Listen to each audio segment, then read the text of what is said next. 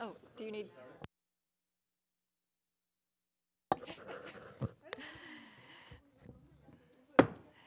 The House Elections Committee will come to order. Would the clerk please take attendance? Chair Sternberg. Here. Representatives Wagella. Here. Hope. Here. Colzar. Burns. Here. Churches. Present. Smith. Present. DeBoyer. Here. Madam Chair, you have a quorum. Thank you. Representative Hope makes a motion to adopt the minutes from the March 21, 2023 meeting. Without objections, the minutes are adopted. For today's agenda, we will have testimony from the Michigan League of Conservation Voters. Here to present from the Michigan League of Conservation Voters is Brooke Harris, the Democracy for All Director, and Nick Acapinti, the State Government Affairs Director for the Michigan League of Conservation Voters. Ms. Harris and Mr. Acapinti, would you join us at the table?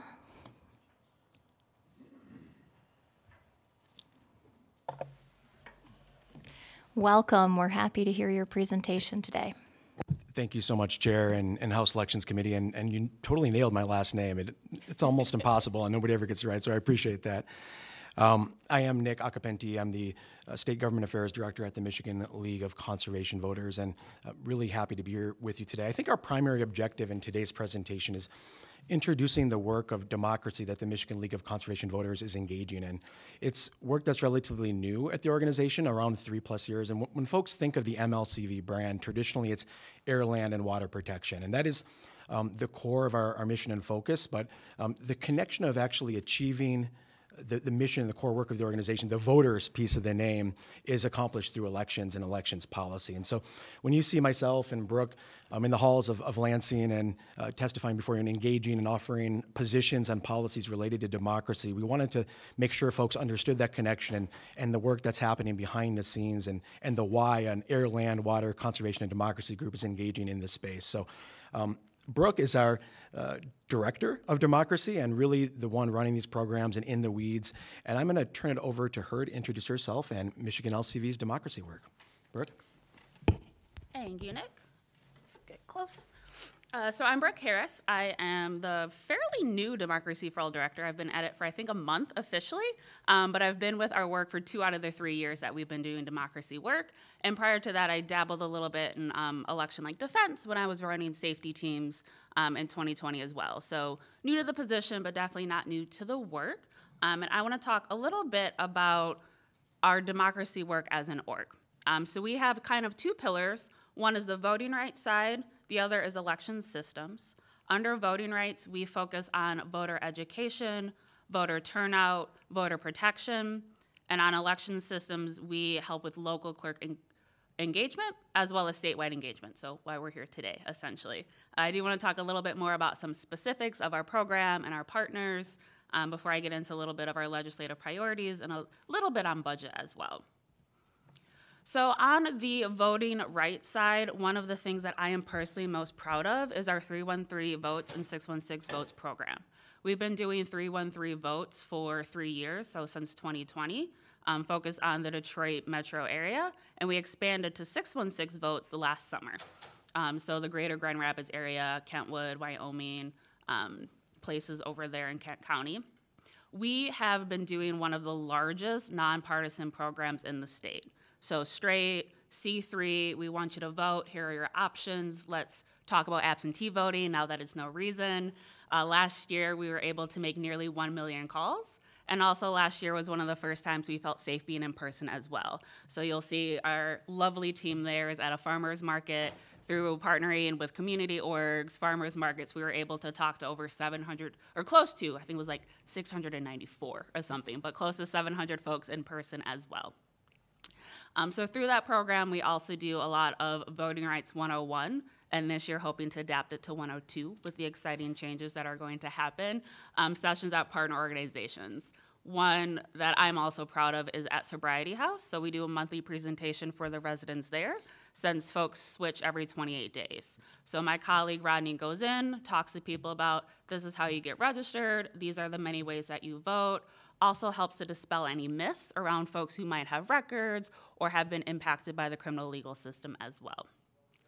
We also do a lot of work with youth. So we have partnered with Grow Detroit's Young Talent to get usually 5 or 6 interns each summer to talk to their peers about voting rights and kind of start storytelling for the young folks. I'm not young anymore. I don't know what TikTok is, so we kind of lean on them to get young folks excited about voting as well as fill them in about, all of the different ways that they can do that. Also on the voting education and turnout side, we also do some voter protection. So we work with the Election Protection Coalition. We've helped with poll worker recruitment, election challenger recruitment, the 866 Our Vote hotline, making sure that information is out there as well. On the election system side, my colleague Mark worked heavily on redistricting. I think he attended every meeting, if not pretty close to every single meeting, helped get communities of interest out there to talk about, what maps, give public testimony and all of that. We also co-lead the clerk engagement subgroup. So as part of the Michigan Voices table, along with our partners All Voting is Local, we co-lead that group where we have 30 plus now local clerk jurisdiction teams that are constituents of the clerk, organizations that work in the city, the township of the clerk, that really work on building a relationship throughout the year. So that, when election time comes, they're able to reach out, support clerks. If any hiccups happen, we have an ongoing relationship to help smooth those over. We also do work with the Michigan Department of State. We've been one of their democracy partners for a while as well. And we were part of the Promote the Vote 2022 coalition that helped get Prop 2 passed. So that kind of gets into the legislative priorities and why one of our top ones is the robust implementation of Proposal 2. So looking at things like early voting in particular, since that is one of the larger changes from both the voting and the clerk standpoint, figuring out what is that going to look like, how are clerks going to be able to collaborate with each other to make it easier for them as well as voters, expanding the types of polling locations that are available since I'm a Detroit poll worker as well. I've always worked in a school. I don't imagine Central High School wants to give us their gym for 9 days, so expanding the different places that, can serve as polling locations. We're also interested in drop boxes. Proposal 2 talks about equitable distribution of drop boxes, but doesn't really flush that out, so making sure that gets flushed out. Our partners at Voters Not Politicians actually recently released a report about it. I think they said about 709 drop boxes are still needed, since about 41, almost 42% of municipalities don't quite meet that new threshold of if they have at least 15,000 voters, they need a drop box per every 15,000. So definitely interested in kind of the nuances around there. Also interested in wider election code enhancements, so expanded pre-processing. So I mentioned I'm also a Detroit election inspector. I also served as a challenger last year at Huntington Place during the pre-processing. And while those 2 days were definitely helpful, I essentially watched people open envelopes for 8 hours a day. So it would be really beneficial to both the poll workers, the clerks, and the voters if they're able to actually feed those absentee ballots into the tabulators, whichever process we come up with early voting to make sure that's safe and secure, apply it to absentee ballots as well, so that folks aren't working till 2, 3, 4 in the morning on election day processing those ballots. And so voters have an idea of the election results a little bit sooner as well. We're also interested on pre-registration, so setting 16 and 17-year-olds up so that they are ready to go once they hit 18 and are able to vote. Also in a former life, I was a teacher, so it's really exciting to me to think about like my former high school students getting excited a little bit earlier and be able to talk about that as, bless you, at an earlier age to really get them into the pipeline early. We're also interested in ending prison gerrymandering to make sure that districts are equitable when redistricting does happen again. And wow, that's a lot sooner now. It's not even 10 years because it's 2023 now. So when the next census happens. And then the last thing that we're definitely interested in is fully funding elections, since they are critical infrastructure as well. So some of our budget priorities is, I missed a typo here on the first bullet. I apologize. That is why you should not multitask. But we needed approximately 65 million. Wish it was 1,000. That'd be a lot easier, I think, to swing folks on. And that's just to fully implement Prop 2. Just what's in the constitutional amendment, not necessarily any of the other additional expansions to voting rights and voting processes that we're interested in.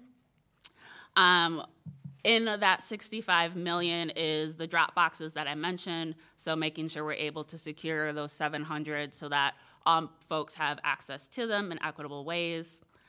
Sufficiently funding at least 9 days of consecutive early voting, so that is securing those locations that might have to be paid for now, paying poll workers, any additional technology, tabulators, hardware that might be needed for that process as well. According to some clerks that we've been having conversations with, some other community partners, it seems like 431 is a rough estimate of the number of early vote centers that might be needed in 2024. Again, a very squishy number depending on how the legislation shakes out and how many clerks and how they choose to collaborate with each other. Also in there is prepaid postage for absentee ballots as well as applications, and then fully funding the new ballot tracking system as well. So that is kind of the gist of our presentation. Happy to take questions, happy to babble more about elections as my name implies. Love talking about all of this.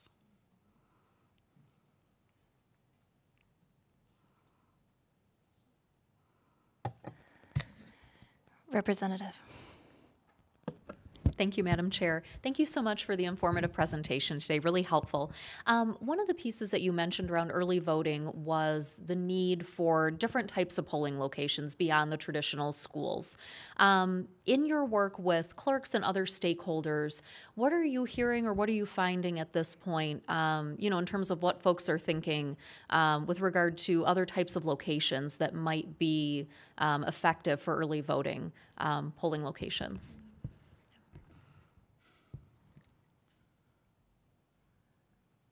Trying to think of specifics. Full disclosure, in the month that I've switched transitions is the month that I've been diving into clerk engagement, so I personally haven't been in many of those conversations. Sure. But opening it up to not necessarily public buildings, since a lot of schools and community centers will be used.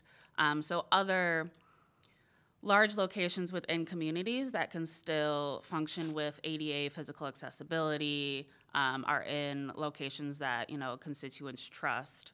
I don't know, Nick, if you've heard anything more. So there has been, of course, there's pending legislation this year, and has been previous legislation to make sure that we open a wide array of facilities to to make it more convenient. It is hard to open a facility to early voting for as many as as minimum of 9 days and plus, and so we have supported in the past legislation to do that.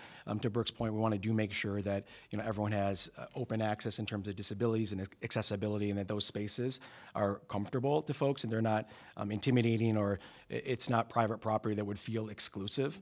But in terms of specific facilities, as long as they have the physical characteristics that enable the access, I think there would be openness to making that work, because that's going to be a factor that drives down costs and just efficiency for the system overall. Awesome. Thank you both. I appreciate it. Thank you, and I just want to address that as well, Representative Burns. Just in discussions with a lot of the different stakeholders, we've been looking at broadly opening that up to buildings that don't have conflicts of interest, so that we're going to have to look at a broad category of new polling sites to accommodate all of those early election voting days, and of course that will all come before our committee, hopefully sooner rather than later. Are there any other questions for Representative Wagella? So I think would be helpful for us and anyone watching this. How many members does the Michigan League of Conservation Voters have currently? Well, the the trick at NGOs is always defining membership, right? And sometimes you define membership as somebody that's taken an action with your organization. And so what does an action mean? But at the end of the day, we have lists of folks that have taken action in excess of 20,000. And those folks are located all across the state in every county in Michigan.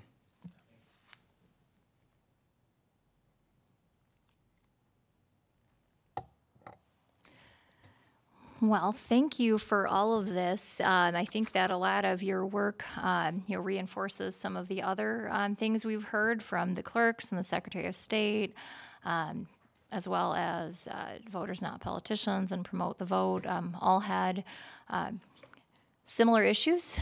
So these are all top issues that our committee will be addressing, and we really appreciate you coming and sharing this with us. And I'm sure we'll be reaching out to you as we move forward with all of these issues. So thank you so much for your presentation today. Really appreciate the opportunity. Thank you. Yes, Short and thank sweet. you. Yeah. Representative Burns makes a motion to excuse absent members. Without objection, absent members are excused. There being no further business before the committee will stand adjourned.